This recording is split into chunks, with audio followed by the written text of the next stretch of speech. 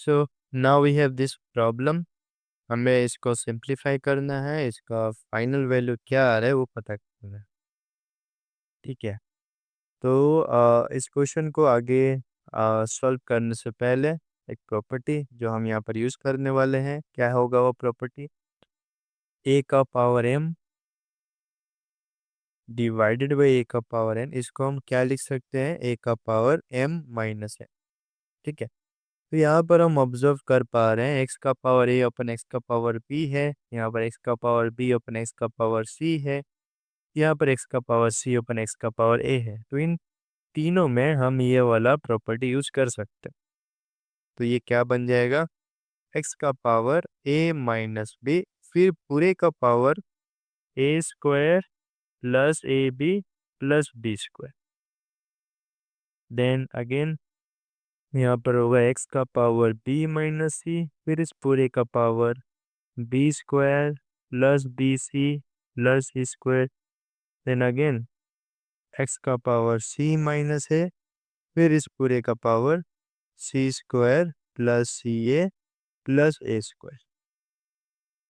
ठीक है, नेक्स्ट क्या है? हमारे पास एक प्रॉपर्टी है कि अगर ए का पावर एम हो फिर इस पूरे का एक पावर, तो हम इन पावर्स को मल्टीप्लाई कर सकते हैं। दैट इज ए का पावर एम एन हो जाएगा, एम टाइम्स एन हो जाएगा।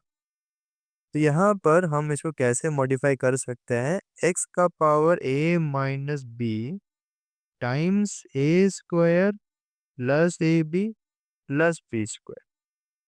अगेन एक्स का power b minus c times b square plus b c plus c square.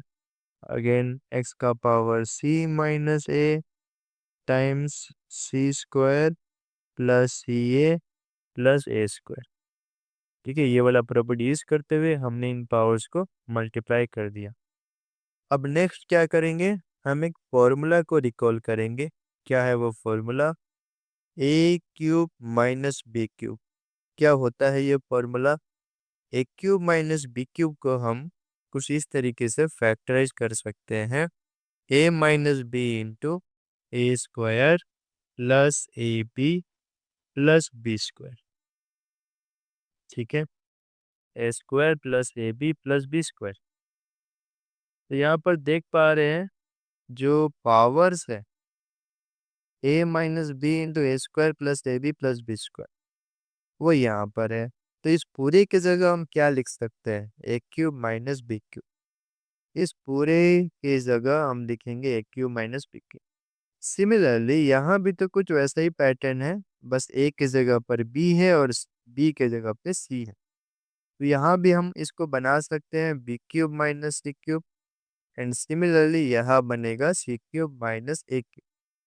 तो ये बन जाएगा एक्स का power A cube minus B cube, फिर एक्स का पावर बी क्यूब माइनस सी क्यूब, फिर एक्स का पावर सी क्यूब माइनस ए cube. Now इन तीनों का बेस सेम है और ये तीनों मल्टीप्लाई हो रहे हैं। अगर ऐसा होगा तो हम क्या करेंगे? हमारे पास प्रॉपर्टी है कि ए का पावर एम टाइम्स ए का power N, this will become A का power M plus N. So इन तीनों का बेस सेम है, मल्टीप्लाई हो रखा है, तो इन तीनों के पावर्स को हम ऐड कर सकते हैं। A cube minus B cube plus b cube minus C cube plus c cube minus A.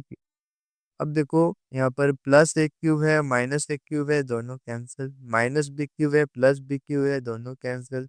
Minus C cube है प्लस सी क्यूब है, दोनों cancel। बचेगा क्या? एक्स का पावर जीरो।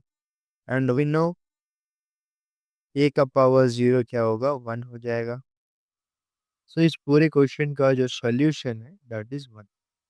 ठीक है, इस पूरे क्वेश्चन का जो सॉल्यूशन है दैट इज वन। तो आप इस वीडियो को देखो, अच्छे से दोबारा देखो। इसमें बहुत सिंपल सिंपल स्टेप्स है, बस एक फॉर्मूला है जो हमको याद रखना है इस क्वेश्चन को करने के लिए।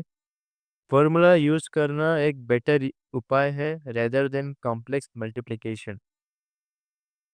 आप लोग क्या कर सकते हो, इस ए को इस पूरे के साथ मल्टीप्लाई करोगे, फिर इस बी को पूरे के साथ मल्टीप्लाई करोगे, फिर सबके पावर्स को कलेक्ट करोगे। इस प्रोसेस को करने में अगर आप ऐसा करते हो तो काफ़ी लेंदी होगा, पहली बात। दूसरी बात, काफ़ी कंफ्यूजिंग भी हो सकता है, तो पावर्स को कलेक्ट करने में प्रॉब्लम आएगा। तो बेटर है, अगर हमारे पास फॉर्मूला है तो क्यों ना उस फॉर्मूला को अप्लाई किया जाए। तो यहाँ पर एक सिचुएशन बन रहा है जहाँ पर हम फॉर्मूला अप्लाई कर पा रहे हैं, तो हमने फॉर्मूला अप्लाई किया है। ठीक है, सो इसको अच्छे से देखो और समझो। Thank you.